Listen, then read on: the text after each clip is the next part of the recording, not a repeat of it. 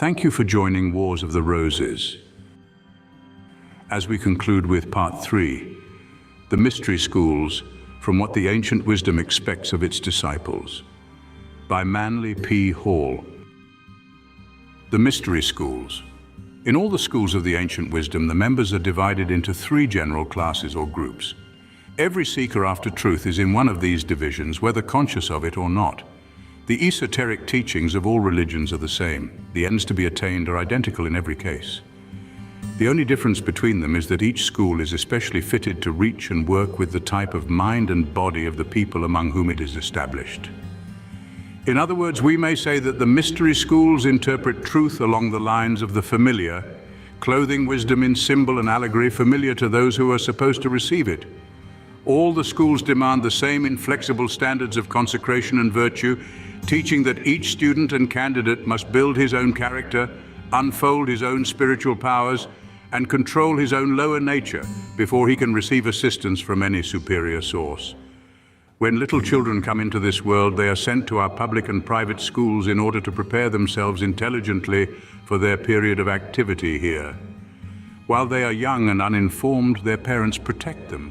But when they reach maturity, they are expected to assume the responsibilities of life and help others as they themselves have been assisted. No one is born without responsibility.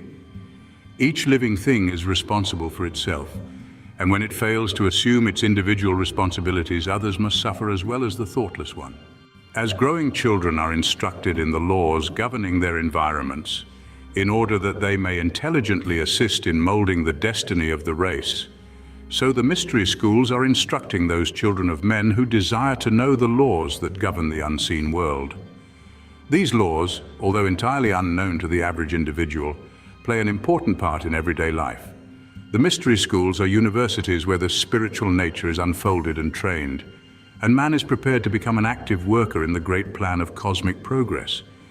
The world we live in is a world of effects.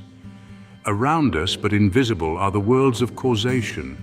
They are the realities, while the visible, which lives through the power of the invisible, is the illusion.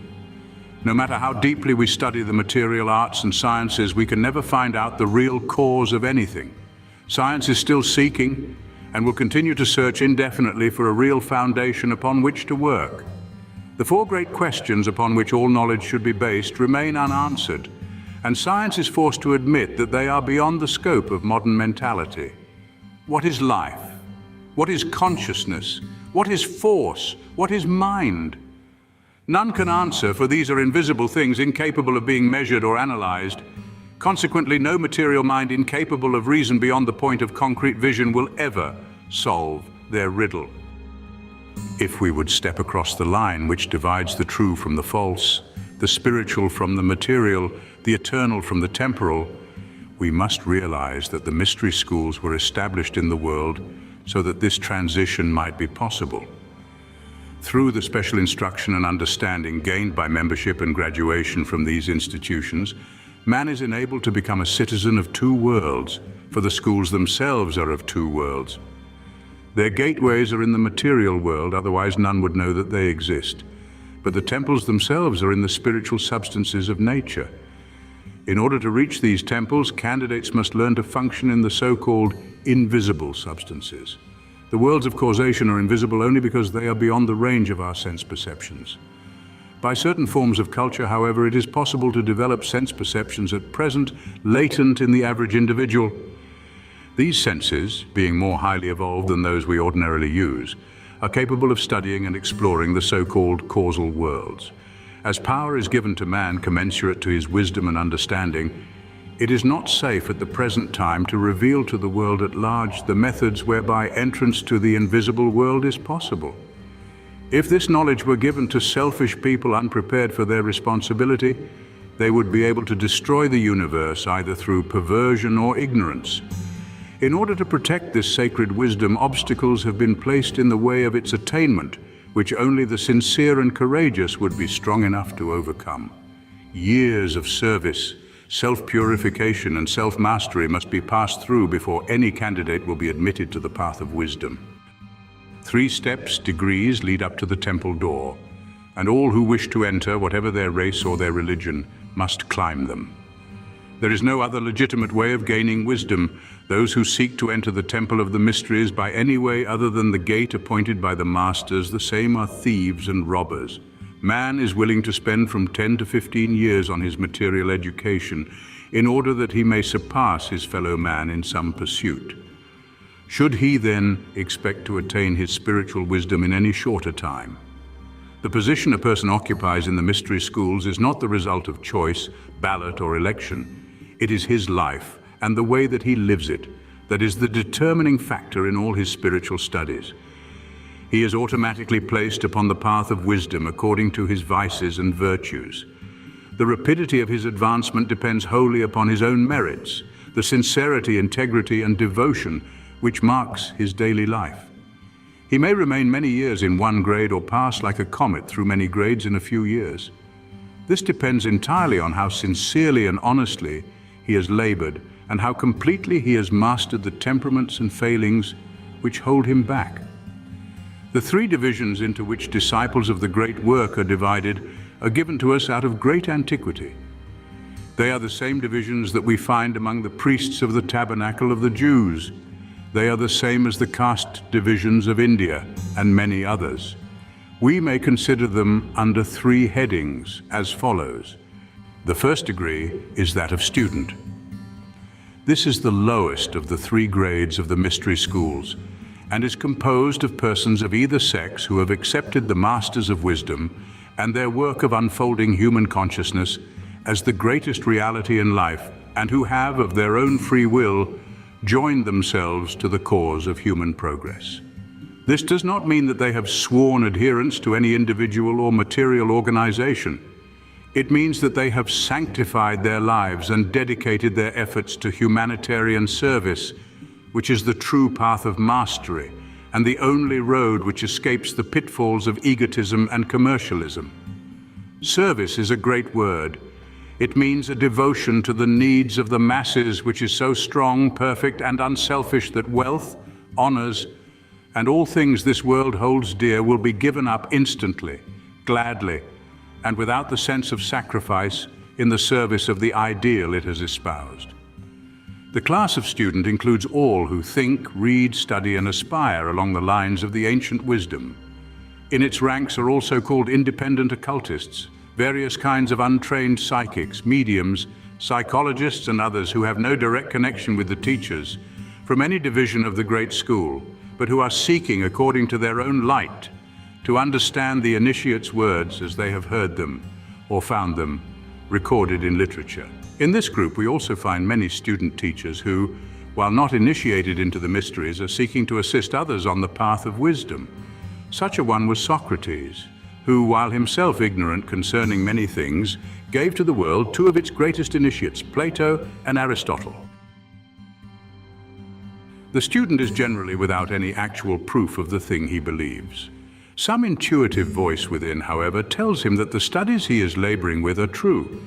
He must so accept them. The privilege of knowing the reason for the things that he does is not given to him as yet. He must obey blindly the great laws as they are revealed to him and await the pleasure of the elder brothers. During these years of spiritual darkness, he must spend his life in self-improvement along those lines which he normally recognizes as virtuous and true. He must consecrate himself to the labor of preparing his nature for the greater responsibilities that are to come. Over 100 years ago, a great disciple of alchemy and magical philosophies compiled a series of suggestive rules for those who desire to become true students of wisdom. We have extracted from the writings of Francis Barrett the following thoughts, not quoted in full. Lesson 1. Learn to cast away from thee all vile affection, and in constancy of mind, let all thy dealings be free from deceit and hypocrisy. Lesson 2. Keep thine own and thy neighbor's secrets. Court not the favors of the rich. Despise not the poor, for he who does will be poorer than the poorest. Lesson 3. Give to the needy and unfortunate what little thou canst spare, for he that has but little, whatever he spares to the miserable, God shall amply reward him. Lesson 4. Be merciful to those who offend thee or who have injured thee, for what shall the man's heart be who would take heavy vengeance on a slight offense? Thou shalt forgive thy brother until 70 times 7. Lesson 5. Be not hasty to condemn the actions of others, lest thou shouldst the next hour fall into the very same error.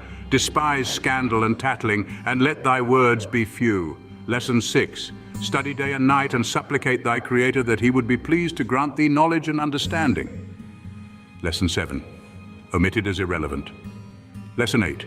Avoid gluttony and all excess. It is very pernicious, and from the devil.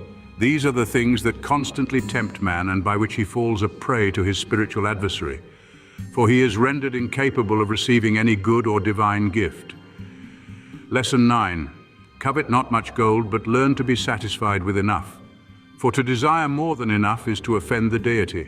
These rules for spiritual propriety are as good today as when they were first written, and should be deeply considered by all students. For all things come to man by attraction.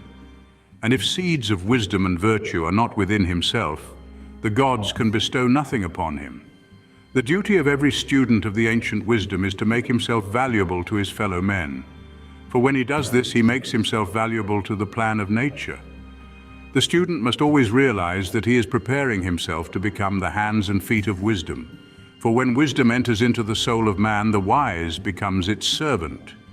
The student must always bear witness to the divine urge of progress. He must train his mind, control his appetites, and make himself a well-balanced example of human growth. His intellectual pursuits should be largely along lines which will assist him in his judgment of human nature. He should study both people and things.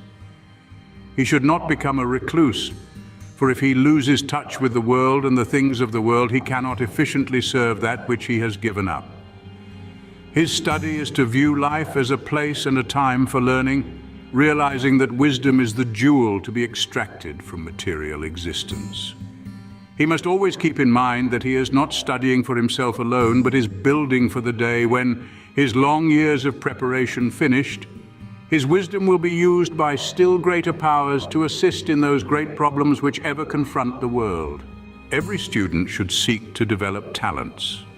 He should try to make 2 blades of grass grow where one has grown before.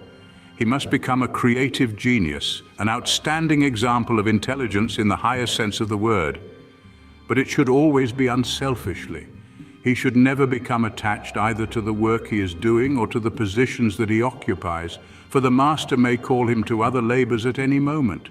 If he can legitimately and honestly become a power in the community wherein he dwells, he should assume such responsibilities, for they offer greater opportunities for the accomplishment of the greatest good to the greatest number. It is not expected that a student should have clairvoyant powers or any personal spiritual abilities. In fact, it is better that he should not, lest in his unenlightened ignorance he pervert them. Students seeking to gain various forms of mediumship and psychism by occult exercises and mantrams should take warning. One of the masters of wisdom has distinctly stated that all forms of phenomenalism are to be rejected by the student. He must build a spiritual mental nature and not merely allow his emotional palate to be tickled by weird phenomena. No true student of any legitimate master should ever attempt to converse either with the living or the dead through mediumistic powers. Some schools have made it clear that students will forfeit their right to instruction by seeking to communicate with the departed or by indulging in similar forms of psychism. The student is not expected to be a great occultist or a great mystic. Such aspirations belong only to the higher grades. It is, however, demanded by the masters of the student that he shall be simple, humble, honest, and patient, struggling daily to gain mastery with the true virtue over the undesirable traits of his own nature.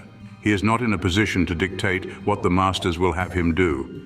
He must accept unquestioningly the responsibilities that are given to him of the great unknown, and fulfill each of them as honestly and thoroughly as lies in his power. At this period of probationship, the student is gaining mastery over the little things. Let him make sure that he is successful.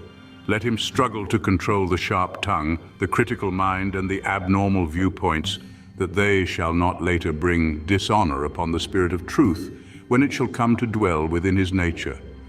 The true student is cutting out a finer character from the rough ashlar that has been given him.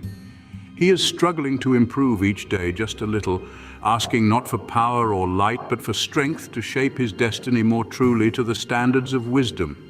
These are the labors of the student. His worthiness to receive greater knowledge is tested by long years of ignorance, often by much suffering. Through all, he must be obedient, patient, and true, realizing that each sorrow is an opportunity, each misfortune a lesson in disguise. These lessons he must learn. When this task has been done, they vanish to return no more. When he offers himself to the master's service, the student is filled with unworthy thoughts and elements. Behind him stretch many ages of thoughtlessness and crime. His higher bodies are a mass of bad karma, and he is totally unfitted for his labors. Before wisdom can be given to him, it is necessary that his evil nature be cleansed. So the masters give him the labor of purifying himself as the first test of his sincerity. All that follows depends on how that first work is accomplished. Thus, his consecration often results in years of sorrow for the student. But everything has its price in nature, and a cleansed soul is the price of wisdom. For it is only a balanced and honest nature that can honestly think or honestly analyze. All the perversions of the past present their bills and demand payment. A great spiritual house cleaning follows, for all these bills must be paid. No true religion teaches a student that these debts can be escaped. A man does not avoid his responsibilities by becoming spiritual. He is merely given the privilege of paying his debts sooner. In this great truth, Christianity has been false to its founder. For Christianity, as we have it today, is a religion of vicarious atonements. Until, in referring to the spiritual status of the average Christian, one of the masters stated, "The pauper angels of the Christian heavens." If the student takes up the ancient wisdom to escape his sins, he fails before he begins. For the masters want only honest men and women in their service, and all honest people shoulder their own responsibilities. As the result of this unexpiated karma, the path of studentship is often beset with infirmity and suffering, but these things are the tests which prove the character of the candidate. He will be accepted by the masters only if his character survives these misfortunes and comes through them deepened and mellowed by the experiences. The student must labor year after year, waiting in patience and perfect trust, until he has so far succeeded that he is found worthy to receive instruction from one of the masters of their disciples. No student knows when that moment will be, nor should he desire it to be hastened. His present labor is to serve to the best of his ability. In the hands of those wiser than himself, he has entrusted his destiny and his immortal spirit, and in patience he awaits their pleasure. His province is to do, theirs to judge the doing. The second degree is that of disciple. In this grade are the accepted Chilas students of an initiate, master, or guru. For them, the veil is beginning to lift. They have placed their feet firmly upon the winding path that leads to the temple of one of the 7 great schools. Instead of wandering far in the search for wisdom, they gather at the feet of their appointed master and learn from him. Today, in occult work, there is too much wandering from one place to another, too much uncertainty in the soul of the student. Let him choose one path, and having established the integrity of the teacher and the teaching, remain with that. One day, while the student was laboring in the vineyard of life, tired but faithful and patient with all, the master came that way and stopped to watch the student at his work. The student was singing at his toil. Each thing he did was accomplished with love and sincerity. Trust, hope, and consecration were his tools. He was laboring not for himself, but for his brother and his God. Accompanying every act was a prayer, a silent consecration of the work of his hands and the meditations of his heart to that great invisible thing in whom he lived and moved and had his being. The heavier the load, the greater his joy, for he was doing good. All this and other things the master saw, but the student did not see the teacher, for the sweat from the laborer's brow ran down into his eyes and blinded him. The master stepped over to the student, saying, "Leave now your labors and follow me." The vineyard vanished. The dirt fell from the hands of the worker, and for a moment he dwelt in space, while before him was the shining figure of his master. He sank on his knees at the feet of the master and kissed the hem of his robe.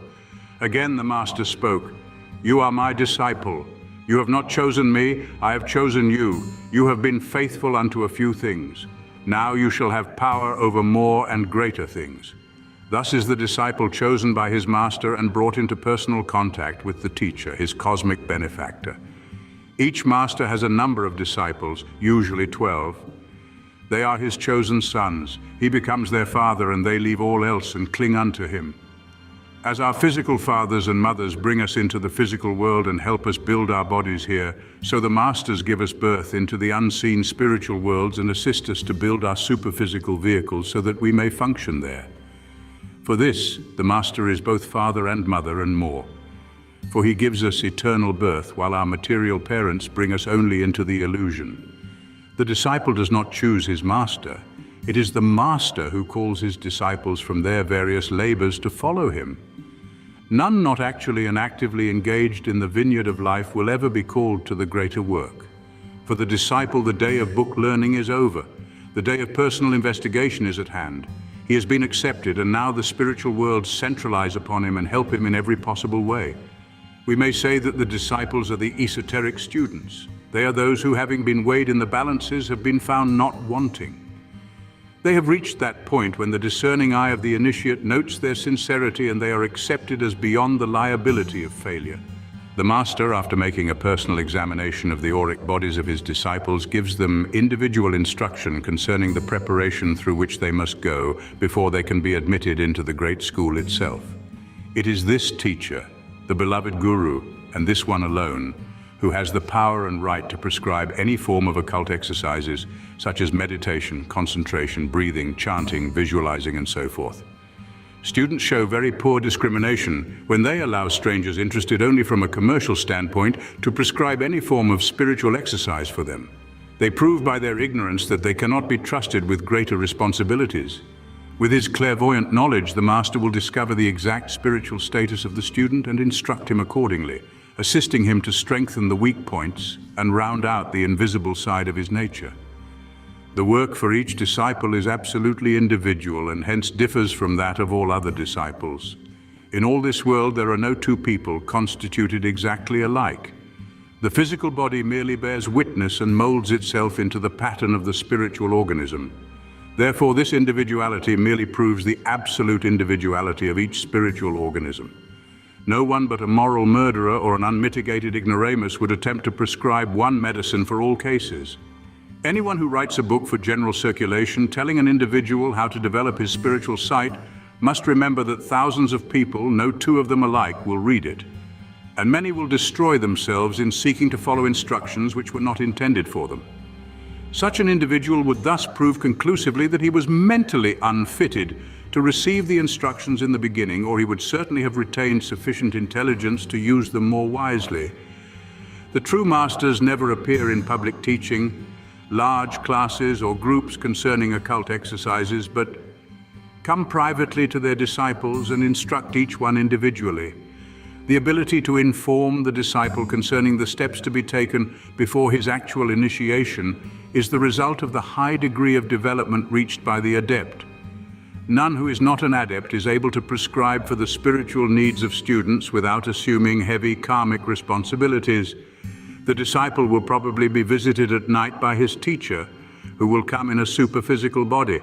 The student will feel certain that he is fully awake, and in a spiritual sense of the word he is, but he will recognize the master only through superphysical vision. If he has not developed his spiritual nature by right living, right thinking, and right feeling during his probation as a student, he will be unable to recognize the master when he comes. The work of the disciple is to learn unquestioning obedience. As the child obeys its father, so must he obey his master once that master has proven his authority and his virtue. To disobey the master in even the slightest particular is to be separated from him, possibly for the rest of his life. The student must obey unquestioningly the instruction which he receives.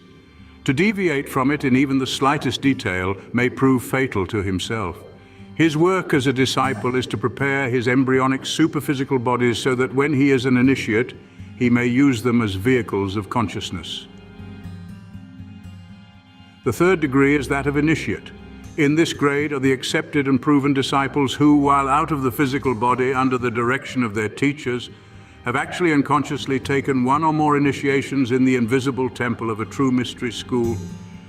There are no spiritual initiations given in the physical world. All the true initiations must take place in the invisible worlds, for that is the only place where there can be found those authorized and fitted to give them. The forms and rituals used here are all exoteric and only symbolic of the true spiritual rituals used in the mystery temples. Today, even the rituals mean very little, for in the majority of cases, the student has not only lost the meaning of the symbolic services, but he has also forgotten that they had an inner significance. As Eliphas Levi, the great transcendentalist, has well said, the tests and obligations of the mystery schools are no longer given because none are sufficiently illumined to understand their inner significance. Therefore, none are willing to go through their hardships only to find that their ignorance will remain unenlightened. This is the great fault which mystics find with the religions in the world today. In the majority of cases, they are pageantries of empty words. On the threshold between the visible and the invisible world stands the dweller, which Lord Bulwer Lytton has so well described in his great Rosicrucian novel, Zanoni. This sphinx-like creature, which each must pass on his way to the Temple of Light, represents the lower nature of the candidate himself. While the consciousness is within the bodies, it cannot see this demon, but when outside it gets a detached view of itself, the lower animal nature made visible through a composite astral body is seen and recognized for the first time. This spectre the candidate must pass as he steps across from one world to the other.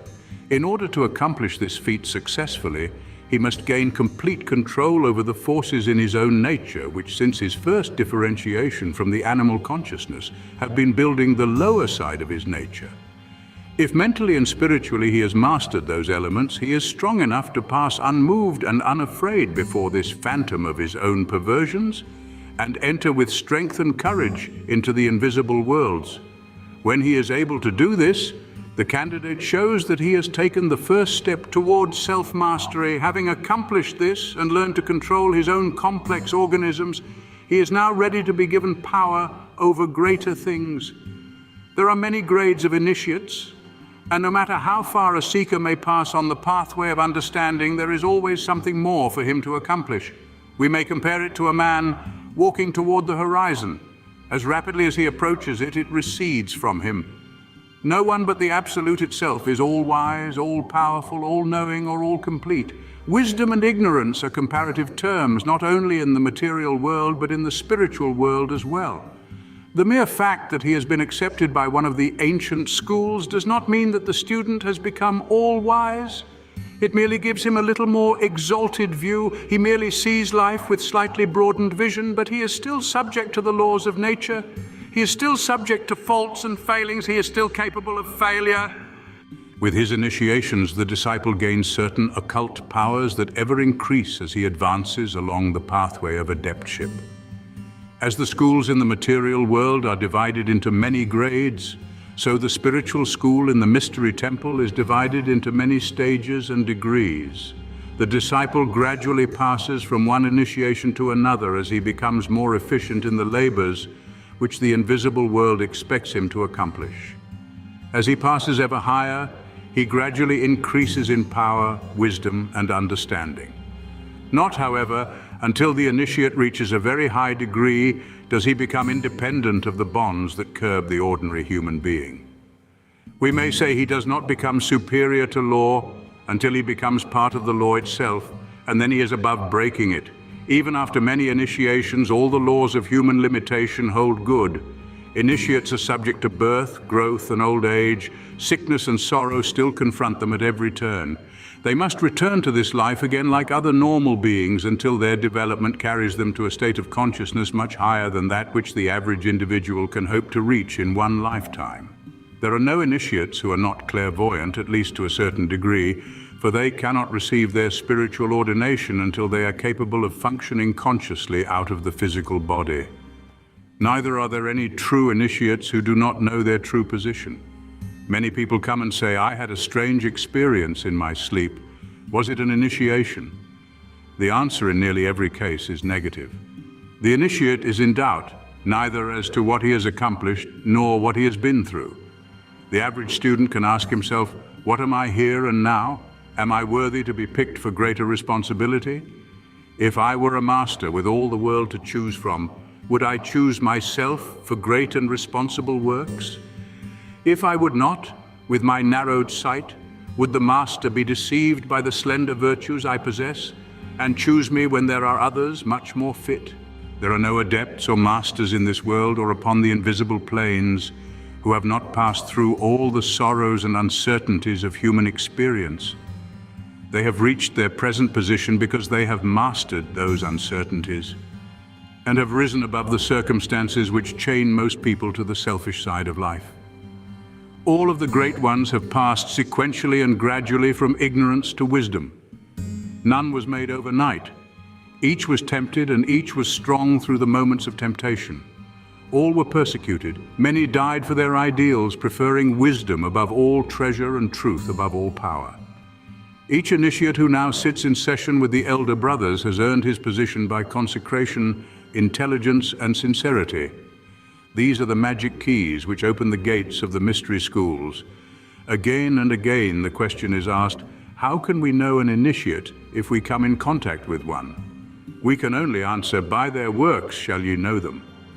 After analyzing the lives and habits of those initiates whom we are able to recognize with our limited vision, we find that they all adhered to a general series of rules.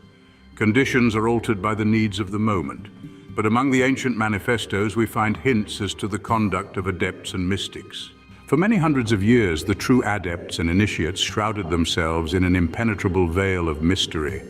This procedure served many ends. First, it protected the initiates from the endless inconveniences to which they would be subjected by the curious and the credulous. It also permitted them to live quietly and silently, to study and pray, unknown and unsuspected even by their next-door neighbor. Then again, it multiplied the power which they had over a world which could not oppose them, because it could not discover them. And lastly, it enabled these schools and their disciples to escape the persecutions of religious bigotry and intolerance that have always been felt when man sought to discover God without benefit of clergy. The Egyptian Sphinx is supposed to have pointed out the initiate's code of conduct by the symbolic interpretation of the four creatures composing it. The body of the bull with its great strength was interpreted to mean the process of labor, to do. The legs and tail of the lion speak of courage and are interpreted as meaning to dare. The wings of the eagle bespeak of loftier things, so they are interpreted as to aspire. The human head with its sealed lips means to be silent. Of all these rules, the last is the most important. One of the ancient occult axioms was, if you know it, be silent. Today, in both the orthodox and occult worlds of religious thought, there is entirely too much talking. There are too many claiming powers and virtues which they do not possess. Places of worship have become institutions of debate, while cliques and clans are breaking off in all directions because idealism has been wrecked on the rocks of petty personality. There is a surfeit of initiates, but little wisdom. There is a multitude of pedagogues and demigods, but altogether cannot keep peace in their own ranks, let alone convert the Gentiles. Nearly all this comes from too much talking and making light of serious matters. The names of the masters have been dragged in the mud. The mystery schools have merely become part of the paraphernalia with which to juggle commercial psychology.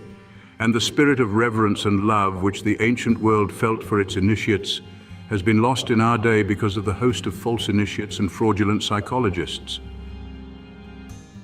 A true occultist, be he student, disciple, or initiate, never discloses his position to any except those equally interested and equally sincere along similar lines. He should do his work incognito, veiling the truths he has learned in the simple language of the street, telling men what they should do, not what he himself is, urging, suggesting, but never forcing either his opinions or his philosophies upon others. Neither is he puffed up by applause nor disheartened by criticism. He should labor quietly in the field where he finds himself.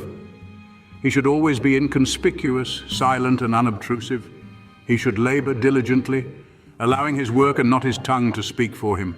An initiate or disciple should never state his position publicly, nor should he discuss his spiritual aspirations. If he has been privileged to view spiritual phenomena in his own life, if he has been taken out of his body or is developing clairvoyant powers, those are the most sacred things in his life. They should never be spoken of in public, for they are sacred to him and his master. To discuss personal powers is the worst breach of etiquette conceivable in the occult world. Looking back over the lives of initiates, we note several things concerning which they were most exacting. We are sorry to find that students of today are rather lax in these things. Therefore, we suggest for your consideration the following. A. All true occultists abide by the laws of the nations and the community in which they dwell. While in many cases they recognize these laws as imperfect, they abide by them lest by their moral example they should teach the less intelligent to break the restraining bonds of law and order. It is said that laws are made for those who break them. We may add that laws were not made for initiates, but there is a very small minority of people intelligent enough to live together honestly without the assistance of law.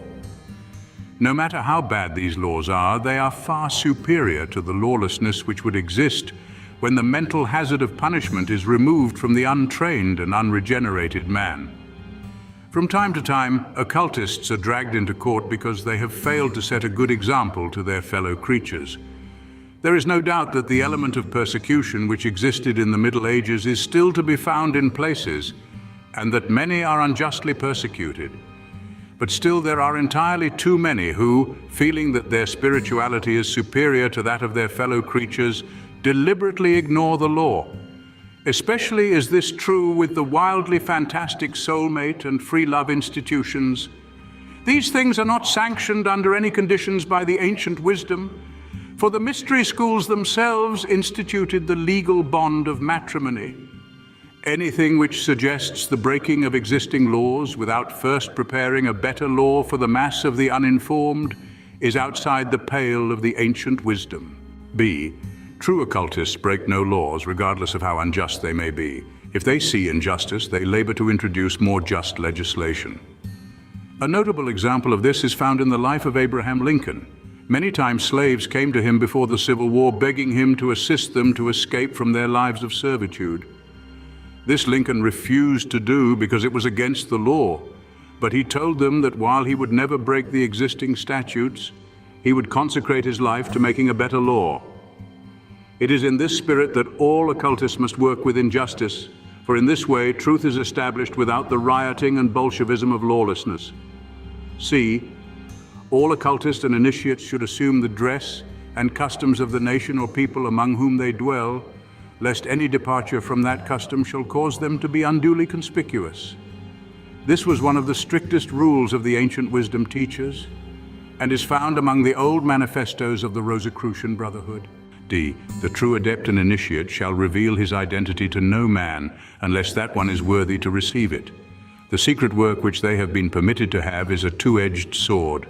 When they had prepared themselves to receive it, it was good for them. But by promiscuously giving it to others, they could do great harm. Therefore, they reveal to no man the secret instructions they have received, nor the source from whence it came, being satisfied to disseminate it quietly and inconspicuously. When questioned concerning these things, they state their position and then remain silent. This privilege to remain silent they defend with their lives.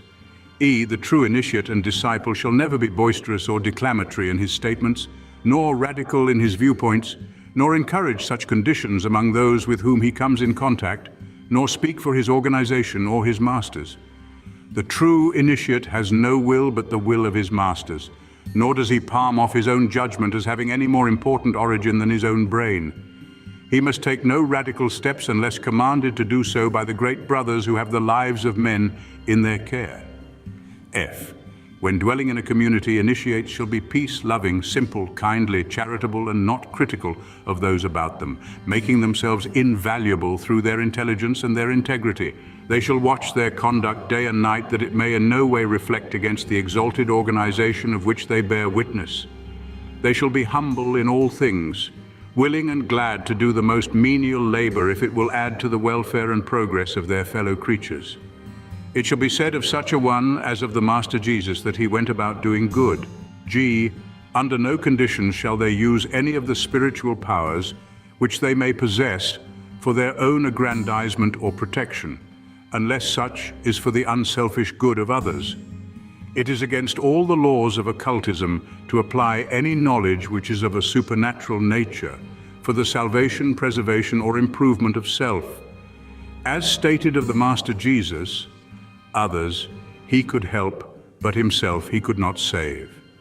For this reason, modern psychology and mental magic of various kinds are contrary to the orders of the ancient wisdom. For by modern psychologists, the student is taught these spiritual gifts that he may use for his own aggrandizement. H. Under no condition is the teacher warranted in exacting pay for the spiritual instructions which he gives, for no money was paid to receive them, nor is any coin of the realm a payment for them.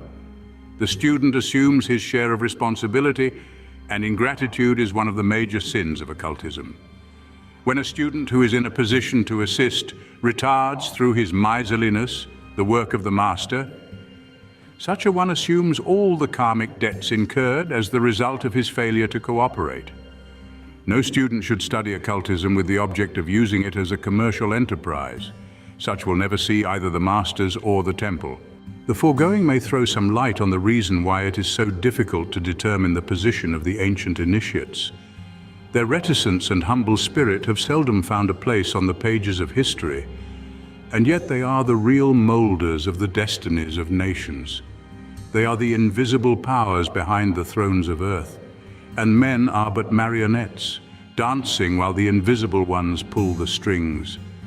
We see the dancer, but the mastermind that does the work remains concealed by the cloak of silence. A follower of the master or of any of the 7 great schools which they have established in order to disseminate the ancient wisdom is not privileged to call himself a member of any occult order or school until he has passed one or more actual initiations in the spiritual temple of the order to which he has been drawn by his planetary lights. The reading of literature, the payment of fees, or the signing of pledges does not make the student an occultist or a member of any of the true spiritual orders. Only by the first initiation in the spiritual temple is he made a true member. He may join this society, that organization, or the other brotherhood, and so state, but he is thus affiliating himself with only an exoteric order.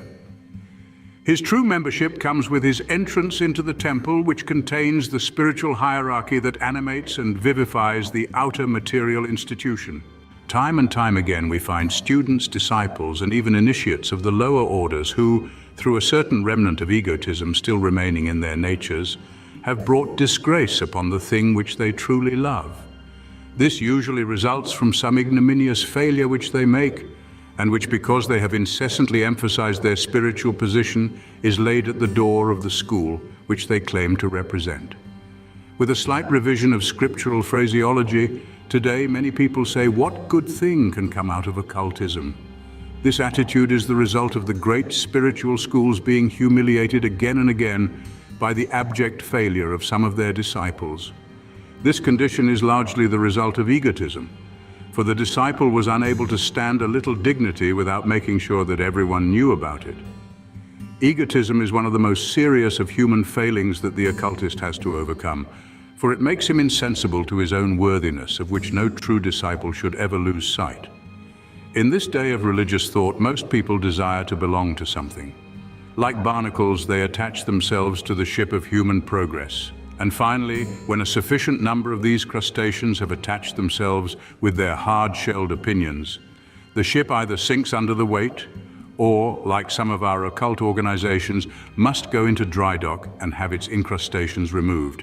When you claim membership in anything, ask yourself whether that institution is as proud of having you as a member as you are of claiming membership in it. Most people join spiritual movements to gain something for themselves. They become parasites, living off a tree of wisdom which another man has planted and cultivated. True people affiliate themselves with the mystery schools not to better themselves, but to serve that institution faithfully and well. Until they feel that they are a credit to it in every sense of the word, they do not wish to have their name linked with that of which they are not a worthy representative. Instead of claiming membership in this, that, or the other, and thus casting reflection upon the integrity of the masters, let us take another of the ancient rules for our standard, and in this way uphold the dignity of the superior thing. Let us suppose that you have just joined the ancient religious order which was called Gnosticism.